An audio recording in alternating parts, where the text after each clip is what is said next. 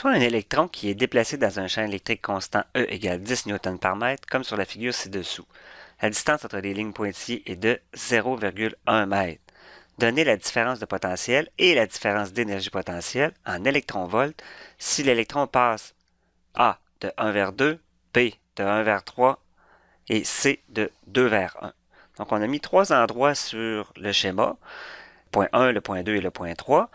Et là, on veut se déplacer de 1 vers 2, 1 vers 3 et finalement de 2 vers 1. Et on va regarder qu'est-ce qui va arriver à la différence de potentiel électrique entre ces différents points et la différence d'énergie potentielle. Nous sommes en présence d'un problème d'énergie potentielle et de potentiel électrique dans un champ constant. Le champ est constant ici, c'est-à-dire l'intervalle est toujours le même entre chaque ligne pointillée, donc de 0,1 m. En A, on veut savoir de 1 vers 2. On sait que lorsque le champ est constant, on peut utiliser la différence de potentiel delta V égale plus ou moins ED. Et là, est-ce que si je passe de 1 vers 2, ça va être plus ED ou moins ED que je dois prendre? Eh bien, si je passe de 1 vers 2, je suis des lignes de champ. Voyez-vous, là, ma distance D est dans le même sens que mes lignes de champ, ce qui veut dire que je dois perdre du potentiel. C'est ce qu'on avait déjà vu. On écrit, puisqu'on suit des lignes de champ, on perd du potentiel électrique. Ce qui veut dire que delta V va être égal à moins E fois D. Et là, le E et le D, on les prend en valeur absolue. Donc, delta V va être égal à moins le champ qui vaut 10 fois la distance que je vais avoir franchie. Étant donné que je vais avoir franchi entre 1 et 2, 5 intervalles de lignes pointillées et que chaque intervalle vaut 0,1 m, donc finalement, la distance D, c'est 0,5 m. Ce qui veut dire que delta V va être égal à moins 5 volts entre le point 1 et 2. La variation d'énergie, qui est égale à Q fois delta V, la charge, comme c'est un électron, moins 1,602 fois 10 moins 19, fois la différence de potentiel qui vaut moins 5, ce qui va donner 8,01 fois 10 à la moins 19 joules. Mais on me l'a demandé en électronvolts, donc je vais faire tout simplement la conversion. Donc, delta U va être égal à 5 électronvolts. On sait qu'on a 1,602 fois 10 à la moins 19 joules par électronvolt.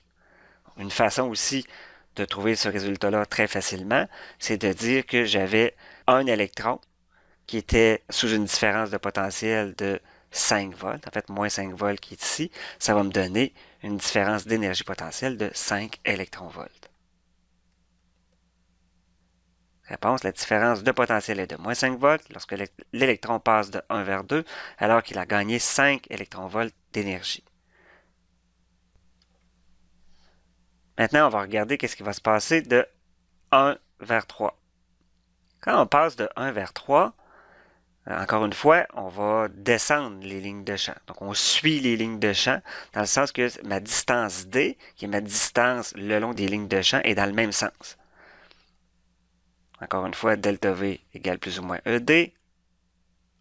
On va encore choisir delta V égale moins ED, moins 10 fois, et là j'ai mis 0,3. Il faut faire attention, c'est vraiment la distance D qu'on doit mettre ici, et non pas la distance en ligne droite entre 1 et 3.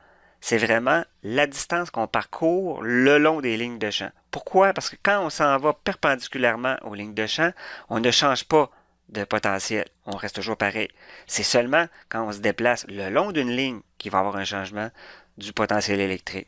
Donc, entre 1 et 3, j'ai juste descendu de 3 intervalles dans le même sens que les lignes, ce qui veut dire que ça va me donner 0,3 mètres. La différence de potentiel va être égale à moins 3 volts. C'est comme si vous êtes sur un plein incliné. La seule façon de vous faire descendre sur le plein incliné, c'est d'aller le long du champ, c'est-à-dire le long du plan. Si vous vous déplacez sur une équipotentielle, ben vous ne changez pas de hauteur, vous restez toujours à la même hauteur. On a delta U, notre énergie potentielle, Q fois delta V encore une fois, ça va donner 4,81 fois 10 à la moins 19 joules, qui correspond à 3 électronvolts.